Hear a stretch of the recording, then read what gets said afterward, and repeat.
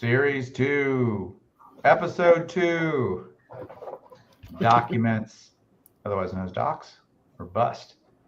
What are we going to talk about today, Jennifer? It is what? It's March something. It's Monday, March the 10th, but this was pre-recorded on another date. Yep. So. That's true. Yeah, sorry. I got to get myself focused here. I keep getting distracted by the wind outside. March is coming in like a lion here. Mm-hmm. So we're going to be talking about docs, a paper flurry of the docs that you need for mortgage lending. Before we get kind of into that, let's see what everybody's been doing with their week. Well, we've had a great week in mortgage, to be honest with you. We had 24 apps from Wednesday of last week until yesterday morning at 9 a.m. So that's quite a bit of a flurry. The week before was not so great, but man, it just exploded last week. A lot of activity. And still, we talked a couple of weeks ago, I talked about NAR came out and said that in December, when we had that big blow up of applications after the election, that 40% of those fell out. Guys, a lot of them are still falling out. There's a lot of different reasons things are falling out of contract. Jennifer can speak to that. But there's a flurry, but not all of them get to the finish line. There's many different reasons. There's a lot of, I don't want to say buyer's remorse, but buyer's anxiety. So I told you guys that the weekend before the inauguration was the most number of contracts my brokerage's offices had seen since 22. Last weekend, we saw the most beyond that, like well beyond that. And it was interesting because you note NAR, and this, when I'm about to say this stat, it's not just national, because the Southeast has been carrying the real estate of the U.S. We have been very fortunate down here to be rolling forward when many areas are not. But even in our area, the stats for the last stats I heard was that it was 9% less than last year. That's the market. But benchmark, and we are high level. We are, the reason it's benchmark, it's the benchmark to measure yourself against. So we have high level producing agents. We were 5.4%, I think, above the market of last year. So we were 14% to the good of what other markets were doing. And not to get too crazy on things, I literally read something today that Keller was joining or going public with another company for the first time. And so that will be interesting to see where things go. I don't want to speak to it too much because it's been a minute since I was at Keller, and I learned some great things there, and I, made some great friends there. So it's interesting to see. I said last year, so many changes. It feels like navigating a hurricane in a plastic little kid's boat. And that's still going on, but to the good.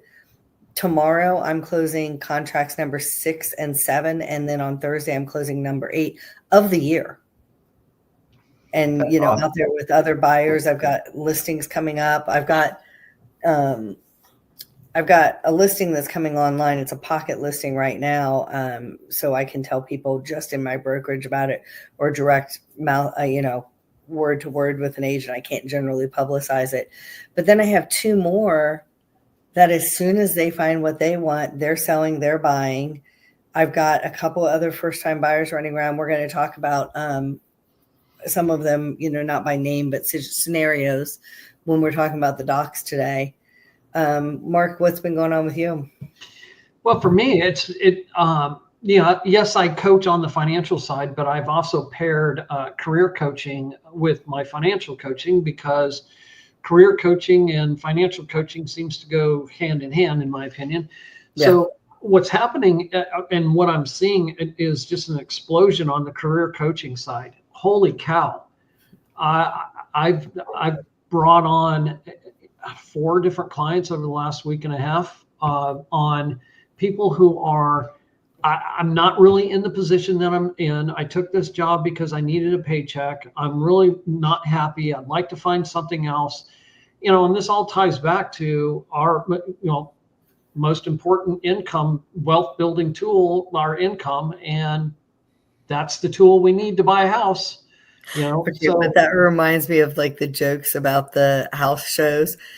Mhm. She knits handcrafted on Etsy and he whittles, and they're looking for $1 million house. And you're like, okay. So yes, there is a fine line though of being able to make money from what your passion is. Otherwise it needs to be a hobby, not a job. Yeah. Well, it's just, there's so many,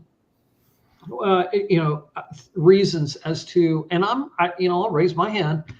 Half the stuff that I've learned as a coach in my own, I look back in my prior life of not being a coach and gone, wow, I could have used some of my own wisdom.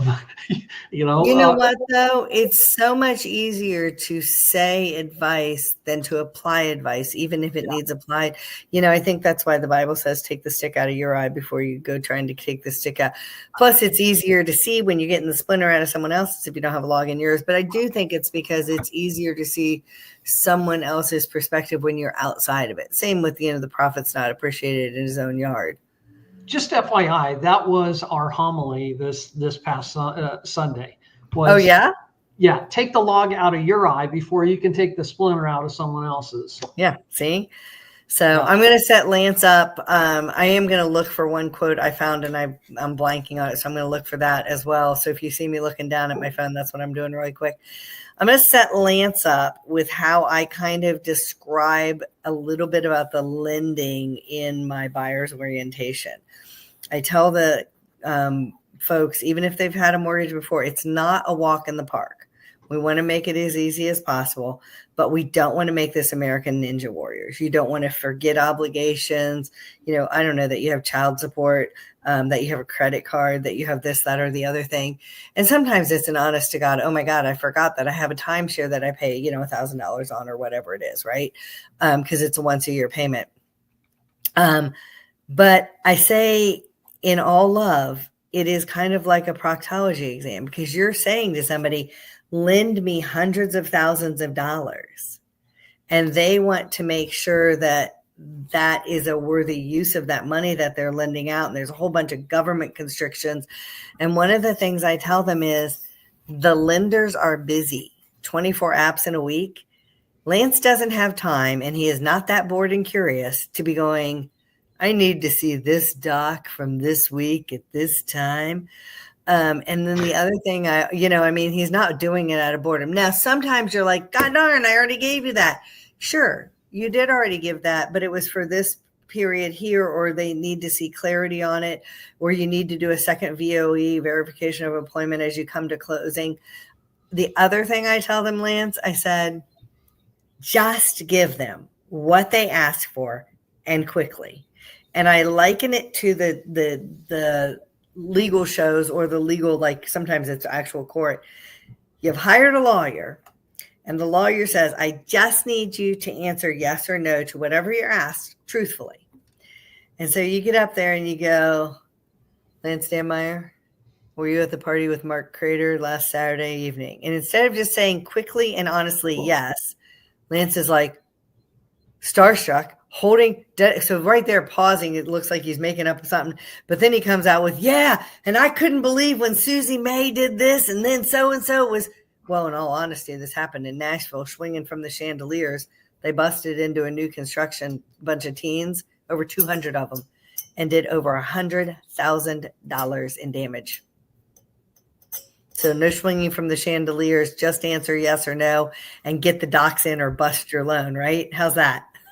Or if you have friends that are attorneys, the correct answer is always, I may have been, or I might not have been. or to quote one from history, I can't remember. There's been some politicians with faulty memories.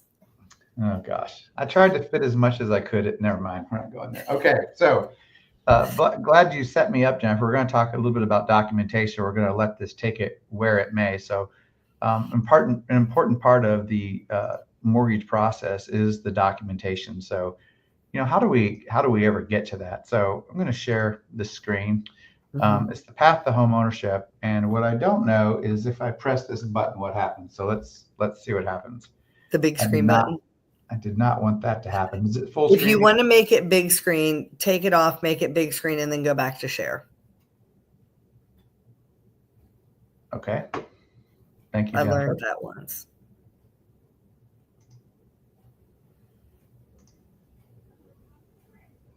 And you won't be able to see it, I don't think, very well because you'll have the big screen, but we'll tell you if something's astray.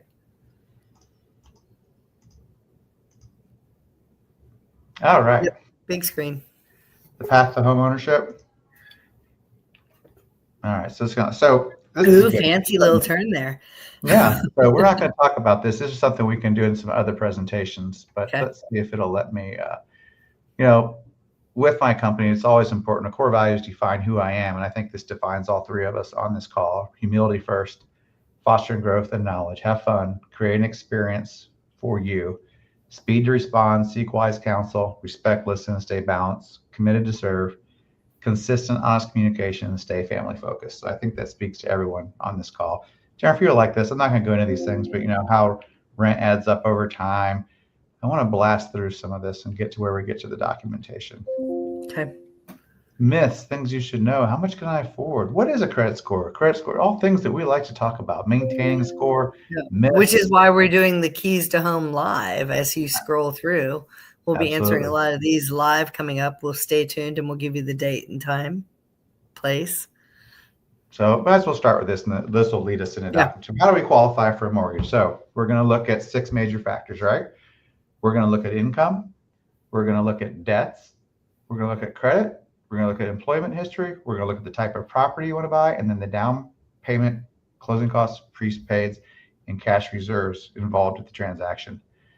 The home financing process, many of you have been watching this with the initial consultation, the pre-qual, the processing, the underwriting, the pre-closing, and the closing. Our initial consultation, of course, you can do that on the mobile app.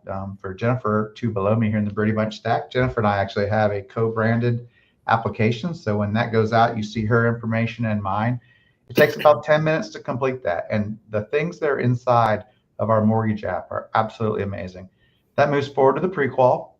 And here's where we get to the step 2, the documentation pre-list. So we'll start to roll through these and we'll start to talk about things that happen in a loan process. And Jennifer, I know, has things ready to talk about. I'm a storyteller and I'm ready. Break in here. So the first one at the top, now it says in order to start, you need to gather the standard documentation. Some additional information may be required based on your personal situation, ... or what we discover along the way. So when people are employed someplace where they have a salary or they are paid hourly, at the end of the year, they are given a W-2. That's a government form that shows how much you were paid, how much was held out for taxes, things like Social Security, federal taxes. If you live in a state, we live in Tennessee, we don't have a state income tax. But some people live in Tennessee and work in other states where some taxes are taken out, et cetera. So we're typically looking for a W-2 for the past 2 previous years. What are some things that can blow that up? Who might not have a W-2, who's not self-employed, who might not have 2 years of W-2s, and why? Anyone? Someone who's just moved here Someone who's just moved in a here. new role. Like New new role. company. What about somebody who's got like a W-2, but it's like they changed roles. They had been W-2, but now they're management, so they're bonus driven or something? Yep, that could be. Another one might be a gap, where you have a large gap. My wife. What's large? Over. Everything's explainable, Jennifer. It's negotiable. So a large would typically be like my wife. She was in the entertainment industry here in Nashville. And when we had our 3rd child, she stepped away for 15 years or 12, Oh, that's 15 large years. gap. I did that too. Right. And she came back, and after the first year had W-2, and we did a transaction that she was involved in with one of our businesses. And hey, what did you do before that? And she's like, I was a mom. Yeah. And so, but that's another case would be like your son, Will. Will bought a house. You're his realtor, and I helped with the lending. He was a new graduate of high school. He's like the youngest person we've done a loan for. Immediately, Mom said, hey, let's build wealth, generational wealth through real estate. Will didn't have a big, long background. He had a job. He was getting paid. unique situation. We might as well go into the other type of income you can turn in, which is going to be self-employment income. Jennifer's son, do you mind if I tell the story? What he did? No, yeah. He sold shoes. And I didn't know you could make such a good living selling shoes. But if you're good, if your mama's a seller and you get that gene. Yeah. And he sold shoes at a mall here in Tennessee. And when I started to get the documentation, I was like, this is pretty incredible. And she's like, 20 years old, and he was the top performing salesman and bought a house. Yep. And and the way that he got paid was commission sales. He did not have a salary or anything. So we had to work. That's part of the mortgage process. We had to work, plan, and strategize on how to make that work for him. So, and then he had spiffs or something. I don't even know what they are. It was called spiffs. I hadn't seen that before on a pay stub. That was a couple of years ago. We had spiffs. So that's still a W-2. He still received a W-2, but there's another kind of income that one can have, and that's self-employment. And self-employment are for people that don't receive that W-2. Self-employed people maybe are that guy in the middle of the Brady Bunch group here, which is Mark. Mark has his own company. He's a coach. Some company doesn't strike him a check every month. He creates his own income, and he files maybe tax returns, 1120, or he might receive 1099s from people that he helps. That's called self-employed. So those people will submit 2 years of their tax returns and the documentation that helps make that tax return come together. What do I mean by that? Let's say you have a married couple where a husband is a W-2 earner. He has a title, a job. That's what he does. He works 40 hours a week. The wife sells. Jennifer, what are those kitchen things that you used to sell? Oh, Pampered Chef. I love it. Pampered Chef. Jennifer sold Pampered Chef. She wasn't received a W-2, but when she sold their products at the end of the year, she got a 1099 for how much she was paid. Now, there was no taxes taken out of that. That was because no single person gets taxed the same. We're going to talk about that in a few minutes about taxes. But Jennifer, the way she files, she might have a whole bunch go towards taxes or a whole little, depending on some other things that go towards it. So that's why we want to see the whole tax return, because we've got to build a picture of what does the financial ability, the ATR, stands for ability to repay, for what that family is. So in that case I just talked about, we have a husband who's a W-2 and you have maybe a wife that was self-employed. There could be 6 situations where this person makes $100,000 in W-2 and this person loses $50,000 based on how their business is structured. You're like, oh, what's their income? It's $50,000, and it might prohibit the ideal to help buy a house. But a guy like myself, it's been in 25 years, and it doesn't have to be me. I've got the most incredible team behind me here at Fairway. They can look at it and say, but you know what? There's deductions that Jennifer took that we can add back. She might have bought a bunch of equipment that she can depreciate. In a depreciation, we can add that back. She might do a whole lot of driving. By the way, she's a realtor. She does a whole lot of driving. So I can tell you, she probably adds back some mileage. And if she doesn't, we're going to take a look at that. But those are the things we're going to look at. So that's why we're asking for that W-2. And that's why we're asking perhaps for the 1099s or the tax returns. The second thing on here is pay stubs for the last 30 days. So here's why we might do that. Pay stubs tell the whole picture. They tell sometimes a whole lot of the whole picture. And the example I'm going to use are nurses. And either one of you can jump in. Nurses and flight attendants. We see and military people, we see numbers all over the place. So with a nurse, what makes it difficult is a lot of nurses have a salary, and then a lot of nurses get paid overtime, and a lot of nurses get paid what's called shift differential. And during COVID, a lot of nurses got paid high risk. And there's just some of these pay stubs can be super long, but they help us really determine what a person is making. And just because we'll use 2020 as an example of COVID, nurses were our front lines. They were very appreciated and they were very well paid for a very dangerous job.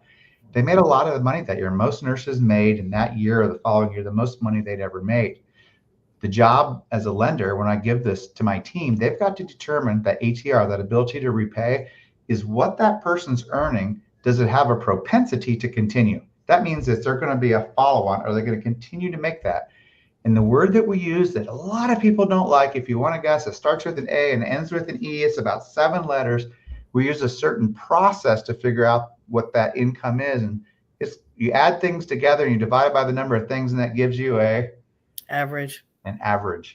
And so that's what we're looking for, is an average of what income is. The pay Yeah, stubs. I mean, that's exactly what happened to me when I started in real estate. I had to refinance my personal home following a divorce. And, my first year I made X. I knew that in order to refi my house, I had to make Z. And I knew that the year in between Y, I had to make enough to add it together, divided by 2, had to make that Z. And the other thing that you said just now when you were talking about the propensity to continue, I never counted my child support and alimony because I didn't get it regularly when I was receiving it at the beginning. And then as I continued to receive it, my girls were getting ready to turn 18. So that was changing it. And then after they turned 18, less than 3, once that modification came in, it was less than 3 years till the boys were turning 18. So I never was able to count it because the propensity to continue was 3 year at that time for that scenario. And it still is. Okay. And it's actually a mortgage question we're not allowed to ask if you receive. Somebody can offer that information, but we can't make it a condition of an application. So if I just said nowadays, if I just showed you my divorce decree that said I get this much, you're not going to be looking at my bank statements to see if I'm actually getting it? Not unless you actually wanted to use it to qualify. Oh, I was needing it to qualify. So if you're using it to qualify, then you have to be able to prove you're getting it. Yep. Yeah. Okay. That makes sense. Subject. I think we've spoke about that before because there is some nefarious activity that goes on with that, particularly by who's the person that pays it? What's that called? The payor? Mm-hmm. There's some shenanigans that can go on. What? In the divorce, there's shenanigans too? Actually, that is going to be one of the next trainings that Lance and I do is Divorce This House. We talk a lot to our first timers, but this one in particular speaks to everybody getting a mortgage. And Divorce This House, there are some things that are just commonly done, or divorce training rather. There's some things that are just commonly done by divorce lawyers that are not beneficial for either the payer or the receiver or both to be able to get a house. But that's a whole nother episode. What about bonuses? Do you include bonuses on when looking at paychecks? Yes, we do, Mark. That's a great question. That falls under that 6-letter word. So it's average.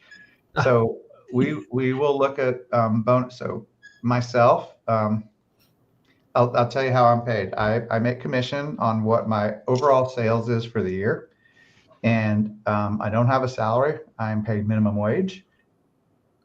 And it's clawed back. So I don't even know what minimum wage is, but that is taken away from what I earn. The earnings are considered commission, which is considered bonus. So I have, in order to be able to use that, I have to have a 2-year average. And when the, except for asterisks, when you look at a 2-year record for someone, if the numbers go up year over year from 2021 to 2022, if the average, your income went up, they'll use the average. If it went down, they're going to use the worst of the two. Yeah. Now, so average doesn't matter in that case. If it goes down, you use the worst. And I don't want to muddle the scenario too much, but like we've discussed, last year was very slow for lenders and realtors. This year is very busy already. So in that scenario, I know that Fairway is so robust, they may have some bank statement or loans that are like that, where you can say, yeah, last year was lower than 23, but 25 is already juggernauted over what 24 was. So can we take, like, I'm 3 months in, can we look at that? So the answer is yes. So in Jennifer's situation, this isn't going to apply to her. But Jennifer's been a realtor for 8 to 10 years. 10, how many years now? 11 in June. Yeah. So she's got a history. So, and everyone knows that real estate had a bad year. Okay. So what we can do is we have the discretion to look at multiple years if we need to. We can look at her. And I've known Jennifer for a long time, and she's done very well. And she and I both had a really tough year in 2024.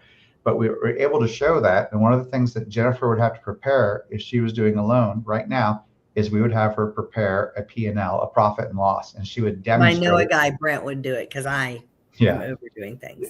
She would demonstrate that she has come back strong, what she's done, showing the savings, things like that. And then you compare that for her, the way she's done her taxes, they've been the same over the years. So there is some wiggle room there. To go back to Mark's question about bonuses, a lot of times, number one, you'll get a W-2, and a company, to remain unnamed, that you used to work for had performance-based bonuses paid out at the end of the year. But they weren't guaranteed. They're a performance-based bonus. So you had to get to the end of the year, and then you had to whatever the overall corporation, there was some sort of benchmark that Mark had to meet, and then he got paid out. So unfortunately, when we had guaranteed bonuses like that for anyone that was going to a new job, we couldn't use it because you didn't receive it.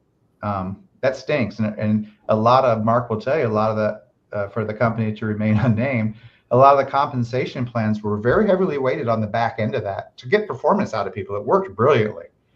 But it was, in a way, it kind of held those people off from making a very big decision that if it didn't work out, the performance part didn't work out to their advantage, they might have been in trouble. So in a way, it was brilliant. And you see that across a lot of the business. There really is no such thing as a guaranteed bonus unless it says in the contract, you will be paid XYZ every year at this, that, and the other. So yeah, and that's that's something to note too, Lance. If you are being offered a new position, you may need to hold if you're in the process of buying a home. We've told people that.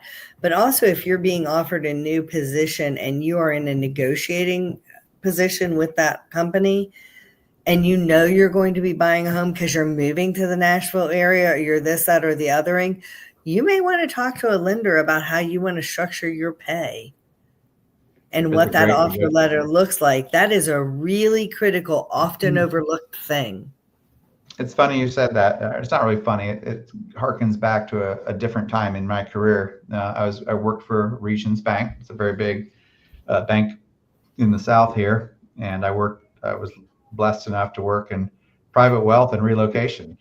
So when the Nissan, I'm across the street from the North American headquarters for Nissan, but when I started in 2004 at Regions, this was all fields where I'm sitting, and the announcement had just happened. We had a branch at the end of Carruthers there. The road ended there, and I remember when the tour buses came and they stuck a spade in the ground there, and they're like, "This is where it's going to be." In those days, the relocation, it was fabulous. If you were, in some cases, it still is. You get a relocation allowance. You're moving to Middle Tennessee. They would buy their home in California or Texas, wherever they were coming from. And then when they came here, they had preferred lenders. At the time, we were one of them.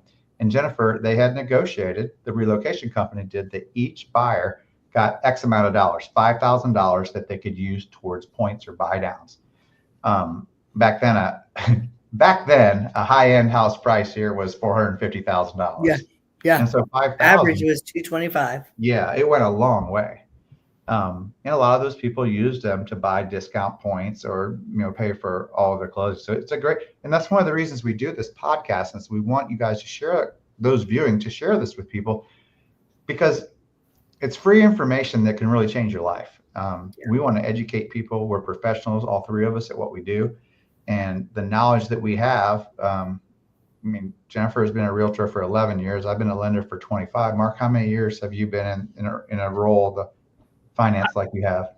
Well, coaching specifically, two and a half years, but as a leader in leading teams, probably 10 years. Yeah.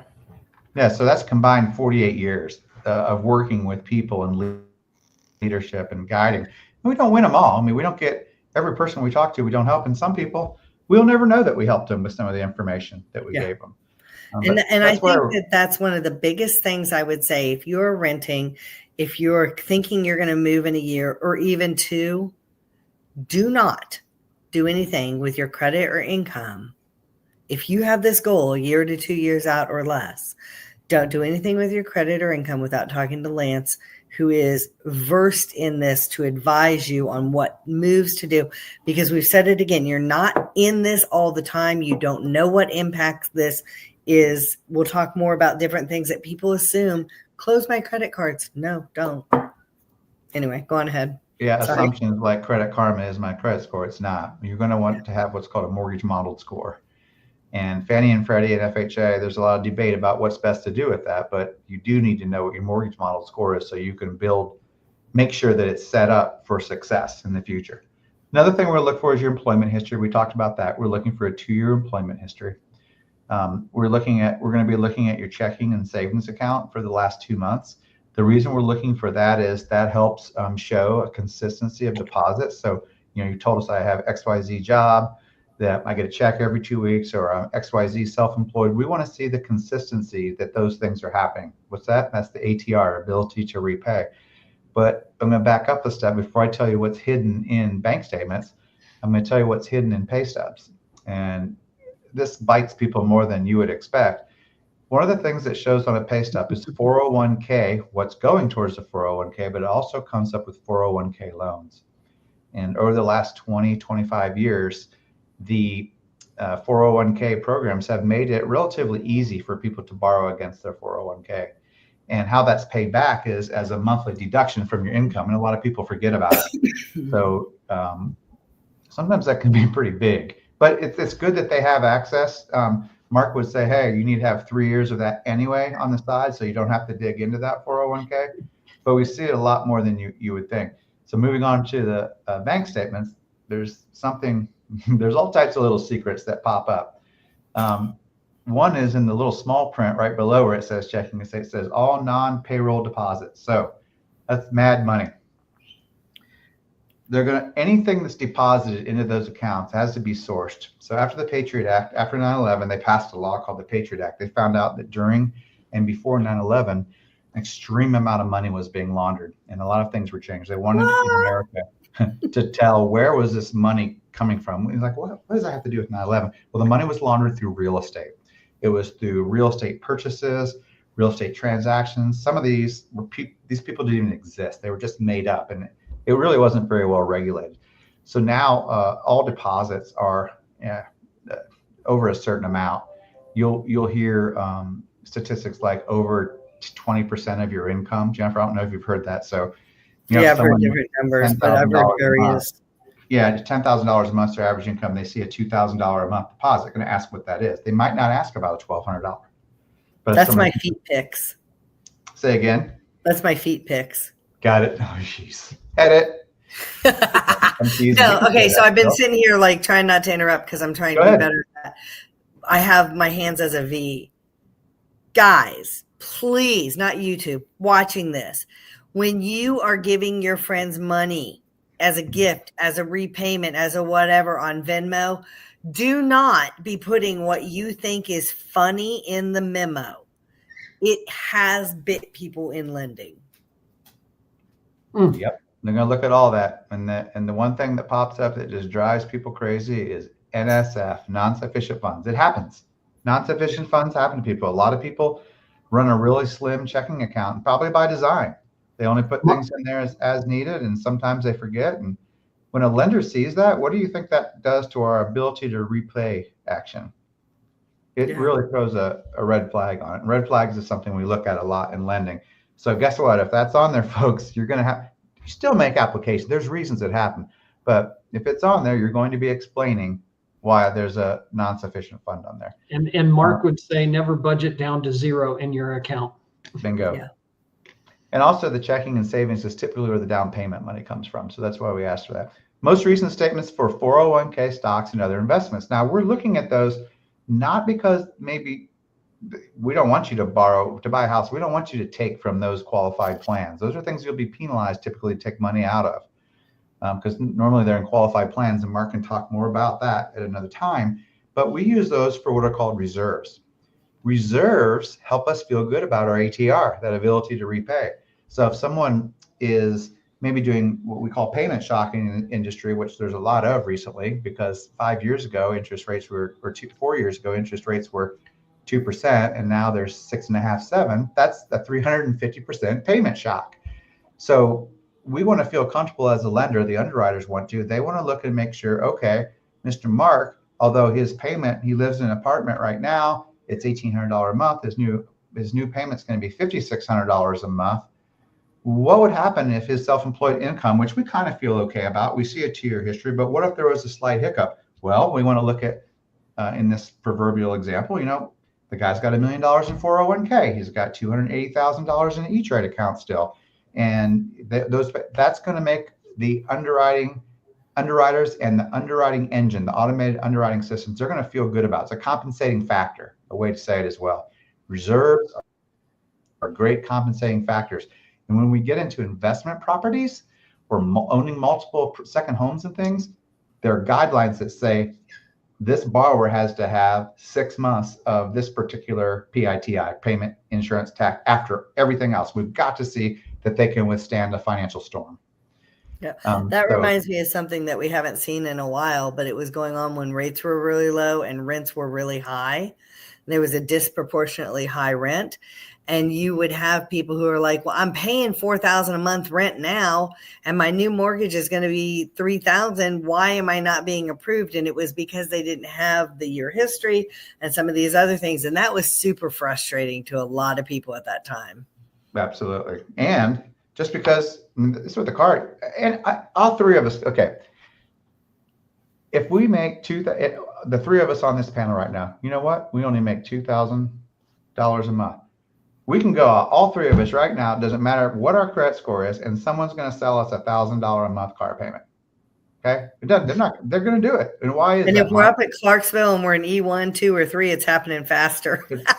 Because they'll come take your car. You might make 3 payments, but they'll come and take it. So just because your apartment building let you do $4,000 a month we're going to look at the real kit and caboodle of what's going on. And we're held to the Dodd-Frank Act, where we have to make sure we did the due diligence to make sure this person qualifies. Or guess who's responsible?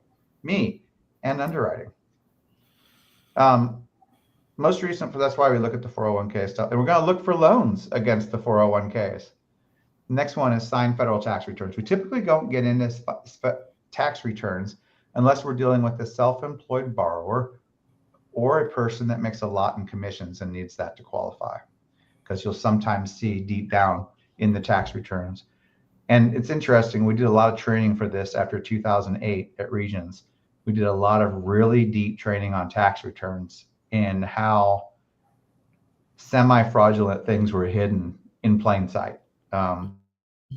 Practices that accountants and CPAs had been using for a long time without getting caught, but we're putting people in bad positions. And we learned to spot that. It was quite interesting. And typically, when you do see fraud, I'll come to you, Jennifer. When you do see fraud, there's typically a whole lot of people involved, not just the borrower. Yeah. And we'll vet that out with tax returns, because and tax returns means the tax return. So if you're a tax return person who's self-employed that happens to have business returns, and you own 6 different businesses and you own 25% or more of those 6 businesses, guess what other tax returns we're going to get? All of those businesses, because we've got to make sure we can see how it all ping pongs and leads up through. And in that training at Regions, sometimes it was the 6th business, the deepest level down, where they had cashed out the business and sold, and they were broke. But on paper, it was all on paper. They were all good, but Mark's nodding because he's seen this. There's some creative things you can do, and it looks all great on paper, but it's not good to the person receiving it if they don't know what they're looking at. Just because you can. You got a story to tell about that? I mean, it's amazing at how creative people are. Yeah.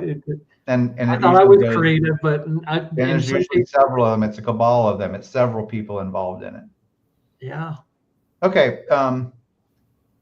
Residency history. This is important. We want to see a 2-year history for first-time home buyers. We want to look and check and make sure that they paid on time, that they didn't, leave early. And sometimes these things are reported wrong. Jennifer and I just had a client.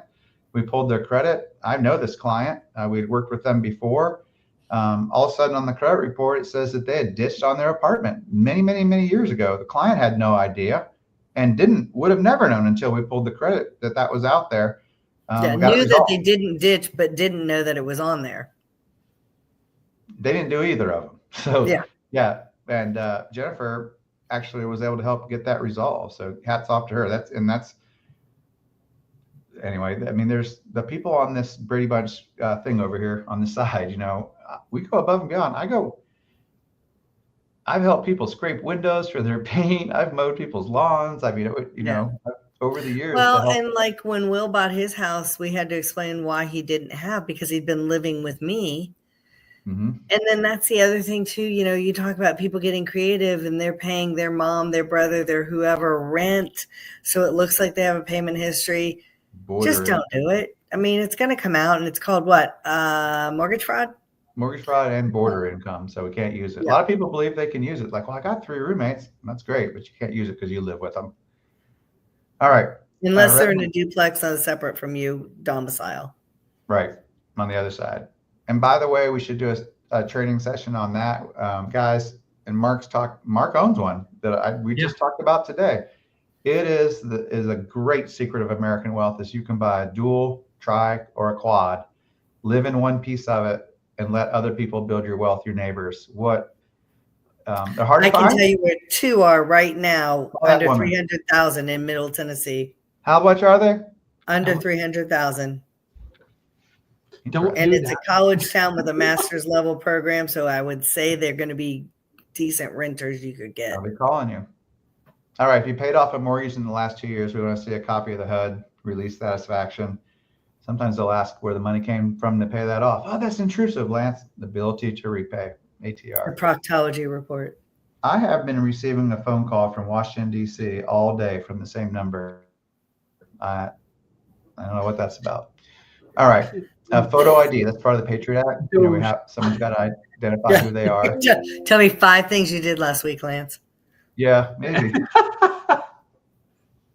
And then it says a check or credit card information for it. I don't charge our clients for to work up a pre-qual, but if they do get to the appraisal stage, we do charge.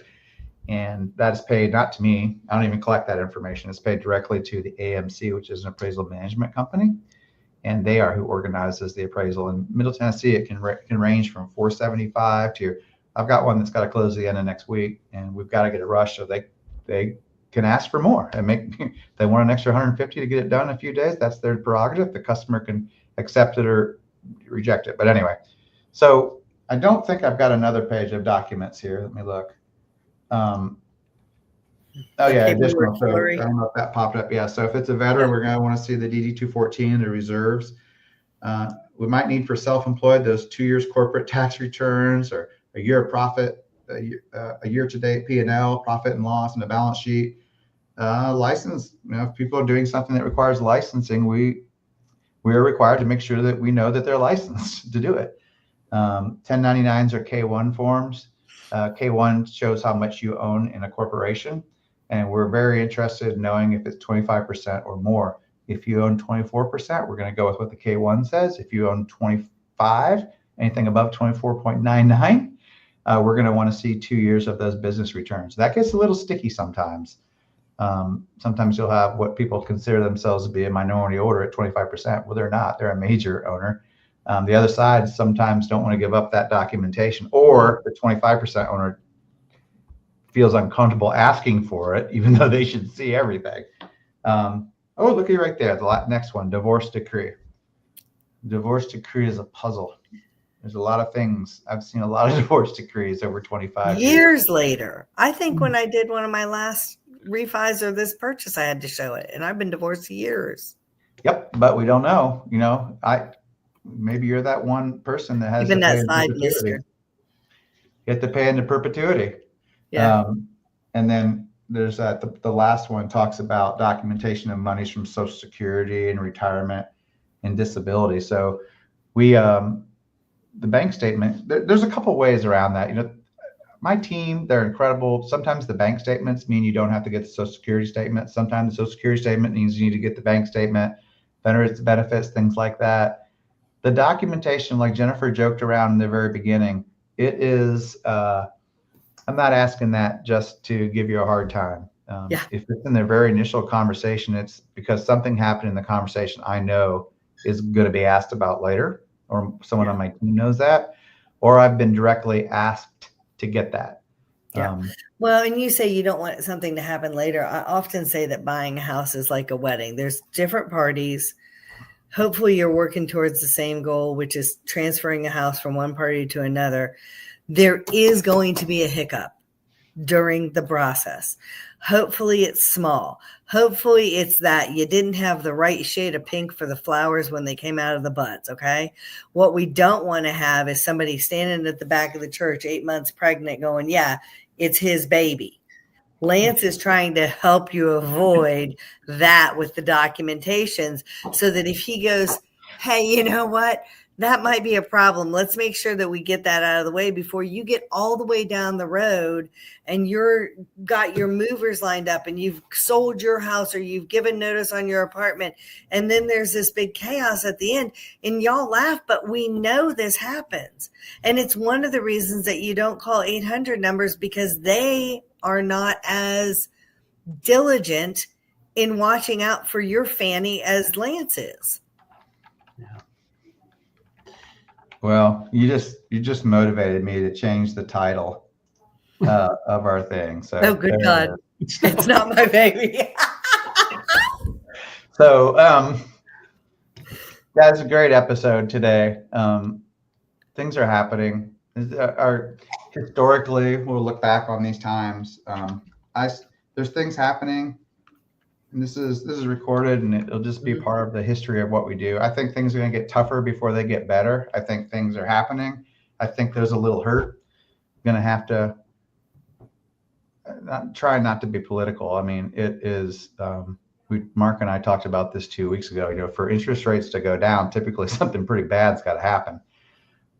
And we've been cruising for a long time that says our economy is great. That's why rates are where they're at. Economy is great. I mean, earnings are great, but people don't really feel that way. And there's a lot of pent up demand, and some of the activity that we're seeing now in the application volume has a lot to do with people that felt after the election. It doesn't matter what side of the fence you're on from political standing. People feel like there's going to be some change. I want to get in on that change. There's some action. There's momentum. And so I think it's going to be a bumpy road I see Mark nodding. It's going to be a bumpy road for a couple of months. And I think when we come out of this, whether we've got to face the reality of what the economy really is, or there's some sort of quantitative easing, I think we're going to see a boom of real estate.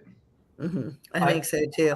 So I think we're going to prime Mark up for next week. You are going to be discussing if your answer from Lance is not yet. Right. This is the second series, so we've talked about some of these before, but we're going to talk about how to overcome, how you guys work together. The quote I heard earlier that I wanted to share really would probably make a good title for next week. Dreams don't work if you don't. Yeah. It's work. Yeah, work. What's that? But I think you said something, Lance, that really, I think there is going to be some hurt before we find a more, the promised land, I guess, so to speak. But but I also, in a lot of my consultations, you can hear it in people's voices that they're not feeling comfortable. They're not, when they're calling. Everyone that's coming to me has already gotten to the point where they've said, I need some extra eyes on this. I need some extra advice. I need some extra help. I haven't been able to figure this out. And I know this is not where I should be. And you can hear it in their voice, a little bit of breaking in their voice, a little bit of stuttering, a little bit of unsurety, anxiety, and fear. I'm not knowing what's ahead for them, but they know they need to do it. Yeah. Well, I can't wait to hear about it. We're closing in on 50 minutes. Yep. We're usually right between 43 and 50, so we're good. We'll go ahead and end it. Guys, thanks. We can't wait to see you next week. Till then.